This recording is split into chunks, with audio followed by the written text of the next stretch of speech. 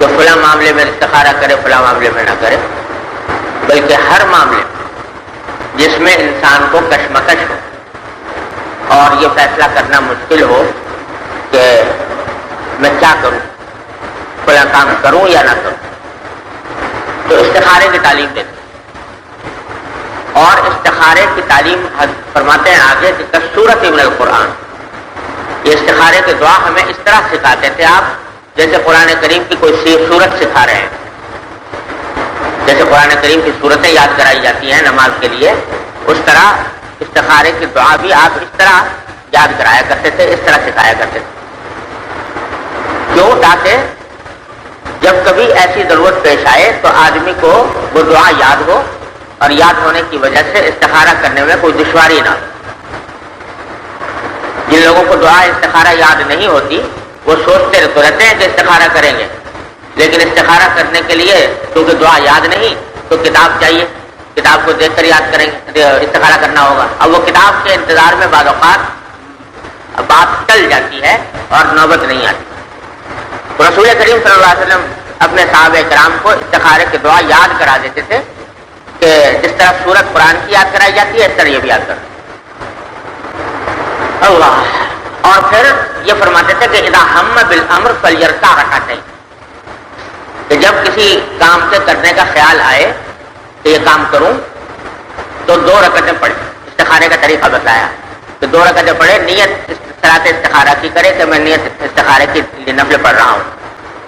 ثم یقول، پھر یہ دعا پڑھے، یہ دعا سکھاتے تھے رسول کریم صلی اللہ علیہ وسلم۔ دعا بھی عجیب و غریب ہے، پہلے اس دعا کو سن لیجئے، اس کا ترجمہ سن لیجئے، اس کے بعد پھر تھوڑی سی باتیں استخارے کے بارے میں عرض کروں گا انشاءاللہ۔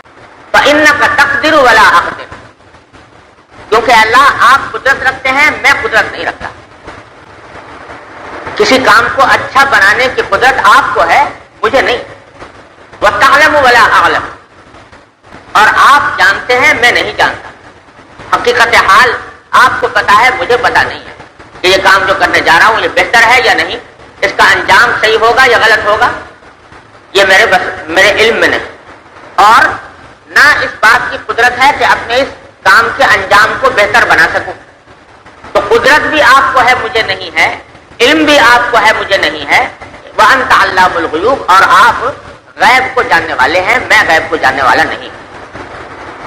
پھر یہ دعا، اللہم ان کنت تعلم ان ھذا الامر خیر لی، اے اللہ اگر آپ کے علم میں ہے کہ یہ کام جو میں کرنے جا رہا ہوں یہ میرے حق میں بہتر ہے، اور بہتر بھی فی دینی و معاشی و عاجل امری و آجلہ، کہ اللہ اگر یہ بہتر ہے میرے دین کے اعتبار سے اور میری زندگی کے اعتبار سے، دنیاوی معیشت کے اعتبار سے، اور میرے انجام کار کے اعتبار سے، اور میرے فوری فائدے کے لیے بھی اور دیر پا فائدے کے لیے یہ بہتر ہے، تو فقدرہ لی، تو میرے لیے اس کو مقدر فرما دیجیے، تقدیر بنا دیجیے کہ یہ کام میرا ہو جائے۔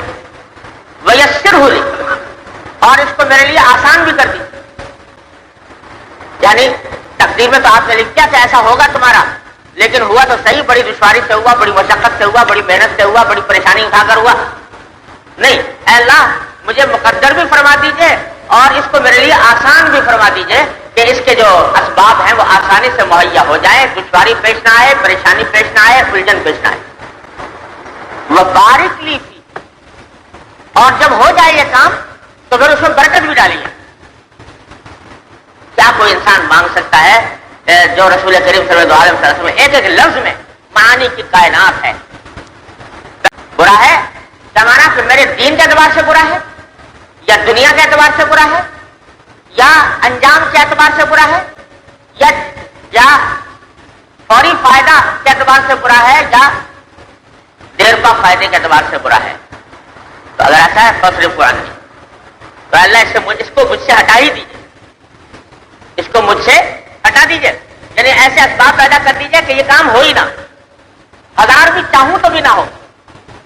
اگر یہ غلط ہے اور برا ہے اور میرے لیے نقصان دہ ہے تو اللہ اس کو ہٹا دیجیے مجھ سے، وَاصْرِفْنِی عَنْہُ، اس کو مجھ سے ہٹا دیجیے اور مجھے اس سے ہٹا دیجیے۔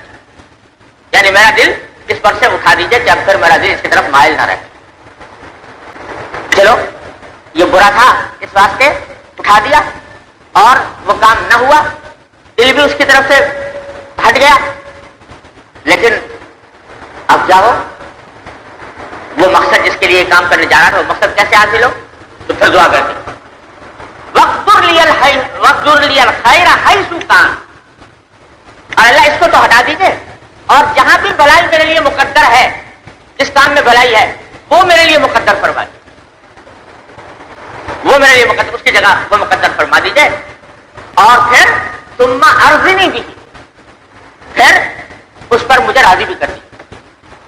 اب اندازہ لگائیے, کوئی گوشہ چھوڑا نبی کریم سرور عالم صلی اللہ علیہ وسلم نے انسان کی حاجتوں کا, کوئی گوشہ چھوڑا نہیں. ایک آدمی ہے, فرض کرو کہ وہ کسی جگہ کوئی کاروبار شروع کرنا چاہتا ہے, تو استخارہ یہ کیا, تو میں نے کیا کہ یہ دعا کی کہ اللہ یہ جو کاروبار کرنے جا رہا ہوں, اگر آپ کو پتا ہے مجھے پتا نہیں کہ اس کا انجام بہتر ہوگا نہیں ہوگا. آپ کی قدرت ہے, میری قدرت نہیں ہے. اگر آپ کے علم میں یہ واقعی بہتر ہے, دین کے اعتبار سے بھی, دنیا کے اعتبار سے بھی, فوری نفع کے اعتبار سے بھی, انجام کار کے اعتبار سے بھی, تب تو اس کام کو مجھے کرا دیجیے, اور کرا بھی دیجیے آسانی سے. حضرت جابر رضی اللہ تعالیٰ عنہ سے روایت ہے, وہ فرماتے ہیں کہ نبی کریم صلی اللہ علیہ وسلم ہمیں تمام معاملات میں استخارہ کرنے کی تعلیم دیتے تھے کہ جب بھی کسی انسان کو کوئی فیصلہ کرنا ہو اور کسی کام کے بارے میں یہ سوچ بچار ہو کہ یہ کام میں کروں یا نہ کروں, تو نبی کریم صلی اللہ علیہ وسلم تعلیم دیتے تھے کہ آدمی کو استخارہ کرنا چاہیے. اور اس میں حدیث میں کسی خاص معاملے کی تعیین نہیں فرمائی کہ فلاں معاملے میں استخارہ کرے, فلاں معاملے میں نہ کرے, بلکہ ہر معاملے جس میں انسان کو کشمکش ہو اور یہ فیصلہ کرنا مشکل ہو کہ میں کیا کروں, فلاں کام کروں یا نہ کروں, تو استخارے کی تعلیم دیتے. اور استخارے کی تعلیم فرماتے ہیں آگے کہ سورت من القرآن, یہ استخارے کی دعا ہمیں اس طرح سکھاتے تھے آپ جیسے قرآن کریم کی کوئی سورت سکھا رہے ہیں. جیسے قرآن کریم کی صورتیں یاد کرائی جاتی ہیں نماز کے لیے, اس طرح استخارے کی دعا بھی آپ اس طرح یاد کرایا کرتے تھے, اس طرح سکھایا کرتے تھے. کیوں؟ تاکہ جب کبھی ایسی ضرورت پیش آئے تو آدمی کو وہ دعا یاد ہو, اور یاد ہونے کی وجہ سے استخارہ کرنے میں کوئی دشواری نہ ہو. کہ جب کسی کام سے کرنے کا خیال آئے کہ یہ کام کروں تو 2 رکعتیں پڑھیں. استخارے کا طریقہ بتایا کہ 2 رکعتیں پڑھے, نیت صلاۃ استخارہ کی کرے کہ میں نیت استخارے کی نفل پڑھ رہا ہوں.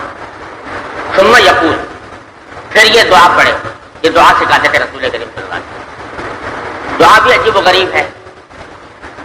پہلے دعا کو سن لیجئے, اس کا ترجمہ سن لیجئے, اس کے بعد پھر تھوڑی سی باتیں استخارے کے بارے میں عرض کروں گا انشاءاللہ. دعا یہ تلقین فرمانے سے اللہم انی استخیرک بعلمک,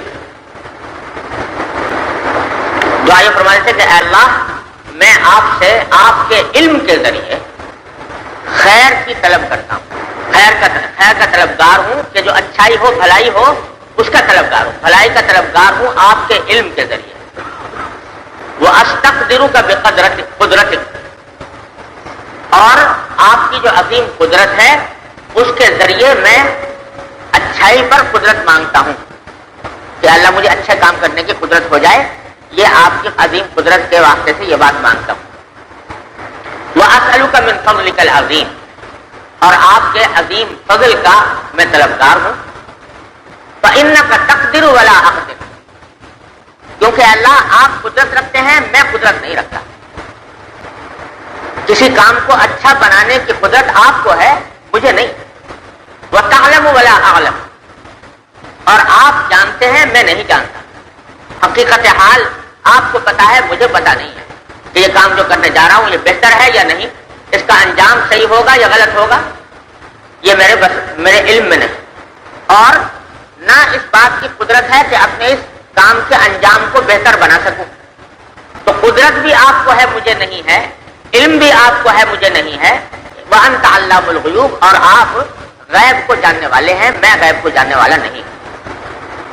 پھر یہ دعا اللہم ان کنت تعلم ان ھذا الامر خیر لی، اے اللہ اگر آپ کے علم میں ہے کہ یہ کام جو میں کرنے جا رہا ہوں یہ میرے حق میں بہتر ہے، اور بہتر بھی فی دینی و معاشی و عاجل امری و آجلی، کہ اللہ اگر یہ بہتر ہے میرے دین کے اعتبار سے اور میری زندگی کے اعتبار سے، دنیاوی معیشت کے اعتبار سے، اور میرے انجام کار کے اعتبار سے، اور میرے فوری فائدے کے لیے بھی اور دیر پا فائدے کے لیے بھی یہ بہتر ہے، تو فقدرہ لی، تو میرے لیے اس کو مقدر فرما دیجیے، تقدیر بنا دیجیے کہ یہ کام میرا ہو جائے۔